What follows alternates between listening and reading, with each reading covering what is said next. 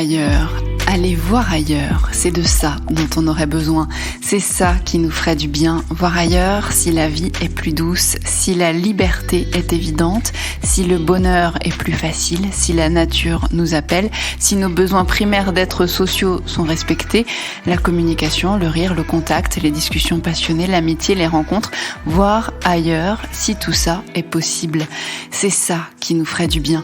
Voir ailleurs pour trouver la chaleur qu'on n'a plus. Voir ailleurs pour vibrer de nouveau, sourire de nouveau, kiffer de nouveau, voir ailleurs pour retrouver l'authenticité, la simplicité, le naturel des rapports humains, voir ailleurs pour se sentir libre de se toucher, de se rapprocher, de s'embrasser, voir ailleurs si on peut se rassembler, s'amuser, se frôler, circuler, danser, voir ailleurs pour se reposer, prendre du recul, réfléchir à ce qui nous arrive, voir ailleurs pour relativiser, comprendre, accepter, voir ailleurs, partir, loin.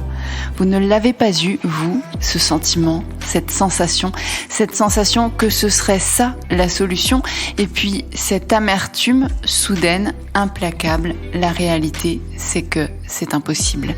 On est coincé, on y est coincé dans cette routine qu'on n'a pas voulu comme ça, dans ce mode de vie qu'on nous impose, sans loisir, sans délire, sans joie, sans exutoire, sans surprise, sans musique.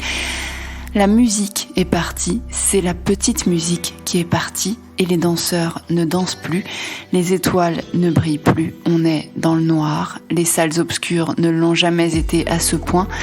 Il y a de l'espoir, mais c'est un petit brasier, juste un tout petit brasier qu'il faut préserver pour qu'il puisse se réenflammer un jour.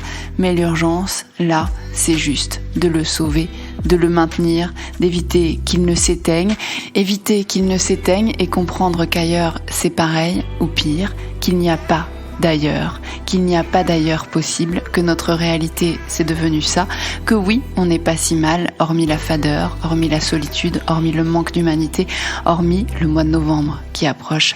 On n'est pas si mal, on doit faire avec et ravaler notre rage, ravaler nos doutes, nos questions, nos interrogations légitimes, ravaler nos envies de révolte, ravaler nos colères parce qu'elles deviennent si puissantes qu'elles en sont insoutenables, ravaler notre rage de s'être fait piéger comme des rats, d'avoir tout laissé passer, tout laissé faire et d'en être là à s'entendre dire que c'est la merde mais qu'on va s'en sortir, que c'est la merde mais qu'on va continuer à ne pas chercher de vraies solutions, que c'est la merde et qu'à force de ne pas vouloir vraiment arranger les choses, on finit par vraiment l'éteindre, l'espoir qui est peut-être ailleurs mais qu'on ne peut pas saisir pour l'instant.